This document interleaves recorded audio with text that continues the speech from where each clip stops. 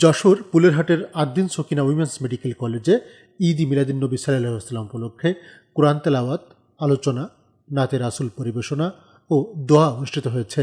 15 September 2024 রবিবার সকালে medical কলেজের ডাক্তার সালাউদ্দিন খান লেকচার থিয়েটারে আয়োজিত অনুষ্ঠানে সভাপতিত্ব করেন অ্যানাটমি বিভাগের প্রধান professor doctor Moazzem Hossain.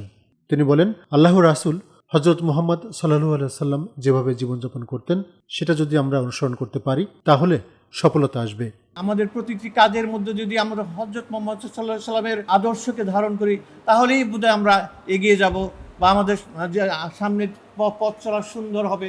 The Quran is the central text of the ইসলাম।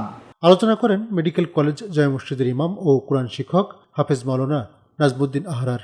তিনি তার আলোচনায় বলেন, রাসূল সাল্লাল্লাহু আলাইহি সাল্লামের জীবনে রয়েছে উত্তম আদর্শ। যে আল্লাহ রাসূল সাল্লাল্লাহু আলাইহি ওয়াসাল্লাম আমাদেরকে শিখাইছেন যে 1 নম্বর, তুমি যদি রোগ মুক্তি থাকতে চাও, রোগ থেকে মুক্তি থাকতে চাও, তাহলে তুমি ক্ষুধা না লাগলে খেও না। যদি আমরা চাই আল্লাহ রসুলের জমানায় যেরকম সাহাবারা রোগ মুক্ত থাকতো, ওদের তো রোগই হতো না। বেশিরভাগ সাহাবাদের বেশিরভাগ ইন্তেকাল করতেন, মারা যেতেন, শহীদ হতেন জেহাদের কারণে, কিন্তু রোগের কারণে খুব কম মারা গেছেন। আপনারা শুনছেন সাহাবাদের মধ্যে কেউ স্ট্রোক করে মারা গেছে, সাহাবাদের মধ্যে কেউ হার্ট স্ট্রোক করেছে, ব্রেন স্ট্রোক করেছে, এরকম কিন্তু শোনাই যায় না। কারণ ওনারা স্বাস্থ্য সচেতন ছিলেন, খাদ্য সচেতন ছিলেন, এবং ওদের খাদ্য অভ্যাসগুলো সুন্নত তরিকা ছিল। এগুলো আমাদের ফলো করতে হবে।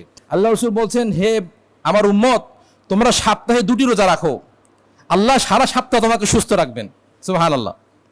অনুষ্ঠানে শিক্ষার্থীদের পক্ষে রাসূলের জীবন ও কর্মের উপর আলোচনা করেন 4th বর্ষের ছাত্রী তাসফিয়া জান্নাত। আমাদের উচিত তার সব কাজগুলোকে আদর্শ হিসেবে আমাদের দুনিয়াবী কাজগুলো করা, যাতে করে আমরা আখিরাতে জান্নাত পাই। পবিত্র কোরআন থেকে তেলাওয়াত করেন 2য় বর্ষের ছাত্রী মিনহাজ বিনতে জনু। নাতে রাসূল পরিবেশন করেন 1ম বর্ষের বিদেশি ছাত্রী মালেক আরিনা আরিফ। অনুষ্ঠান সঞ্চালনা করেন 3য় বর্ষের ছাত্রী জান্নাতুল ফেরদৌস ও সমন্তি শারমিন দোলা।